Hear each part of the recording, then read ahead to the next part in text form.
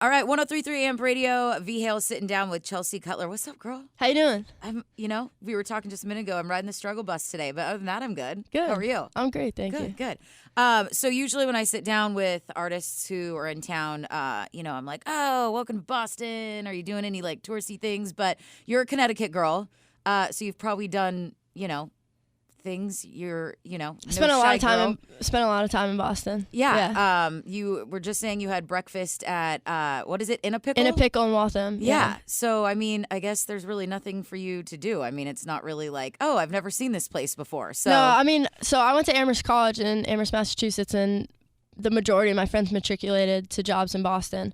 So and my brother works at Google here in Boston too. Oh, he does? And my ex-boyfriend lived in Arlington, so I have had my fair share of time here. You've done plenty of things. I spent a lot of time in Boston. I was just in Boston for like 4 days, like this past weekend. Yeah, going so skiing. you're like, I'm just going back to Boston again. Yeah, all right. Well, welcome back, I guess. Thank you. Yeah, I was literally here like 4 days ago. Yeah, that's super funny. Well, we're glad to have you back. Thank anyway, you. So you're welcome.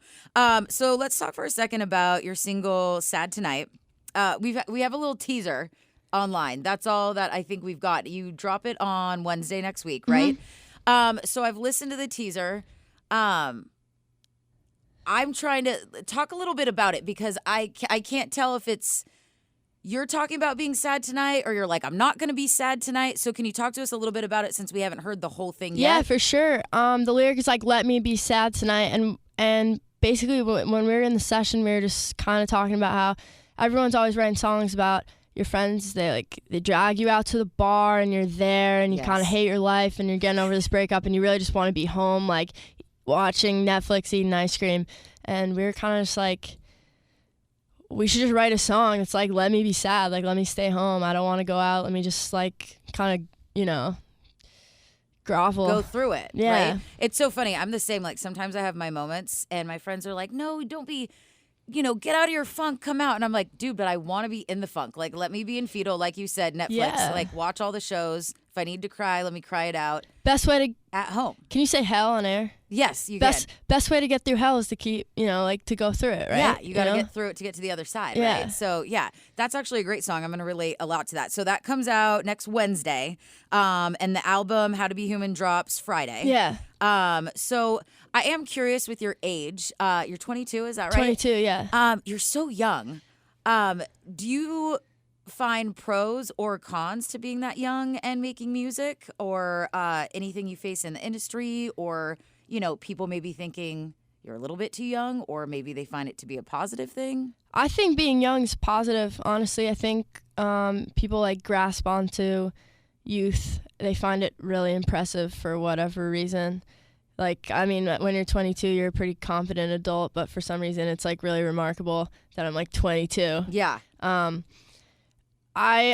think it's a really weird age, like not to be in the industry, but just to be in life. Yes. So to add on, having a really unconventional career makes it definitely really an interesting age. And I think, in terms of my job, the biggest thing I've struggled with is becoming independent from my parents a bit earlier than everyone I think. Else. Yeah, than everyone else. So that's been kind of unrelatable and like hard to navigate. Yeah. I know also they say too, like, writing music, like you had just said, it comes a lot from experience and stuff like that. And so when they're like, oh, but you're only 22, like what experiences have you had? So I didn't know if maybe that was something that people kind of not judged you for, but thought like, what could this girl really have to talk or sing about because she's only 22, which in reality, if I look back at 22, I had plenty of things that Definitely. I could say, but I know that sometimes they can think of it as a negative. So no, I haven't experienced that at all.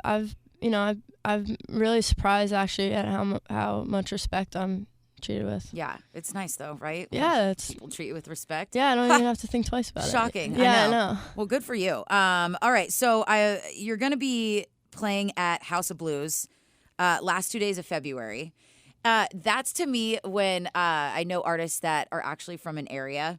House of Blues, I think, is one of the venues. Is that somewhere that you went when you used to live here or when you were around and thought, oh, this is such a cool venue? Because that's one of my favorite. It's a bit smaller. You can get way more intimate with the artist, in my opinion.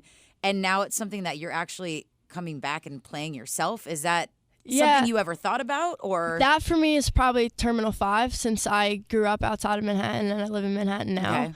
But House of Blues, I played my second ever show opening up for Quinn 92 to a sold out House of Blues. So I was, that was a crazy moment for me. And to get, only 2 years later to be going back and playing to 2 sold out nights there is really unfathomable for me. It's really remarkable. Yeah. Yeah. And it's a super cool venue. Like I said, it's one of my favorites. So it's like the best. Yeah. Boston's the best to play in. Isn't it like the energy that crowds give? I mean, they call us massholes for a reason, but I also think we're super passionate when it comes to things that we love. And that is one of the things I've noticed at concerts and shows is like when people show up for that, you feel it. You know what I mean? Yeah. So An angry Red Sox fan is someone you don't want to mess with. No, it's not. I'm not even from here. I'm from California. And when I moved here, I learned quickly. Just like go with the flow on that, right? Like if someone asks you, like, I'm a fan of whatever you're a fan of because I don't want to hear it from you or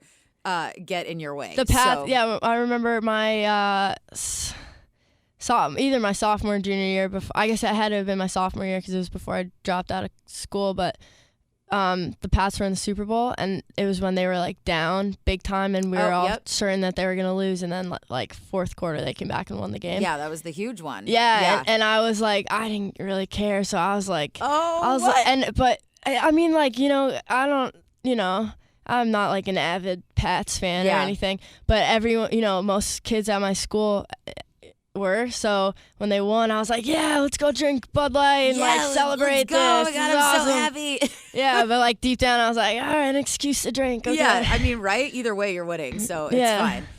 Well, like I said, we're pumped to have you here, and obviously success in this industry can be tough, and it's looking like you're doing big things. So thank you. Super stoked for you, and hope that continues. And like I said, House of Blues is awesome, and you get to pay Terminal 5. You are playing there on this tour. Yeah. You said that's one of your favorites, so I think that's it's badass, man. Thank you. I like it. So continue with your good luck and thank you so much. Kicking ass, man, taking names, All right, hanging out, Chelsea Cutler. Thanks for stopping by 103.3 Amp Radio. Thank you.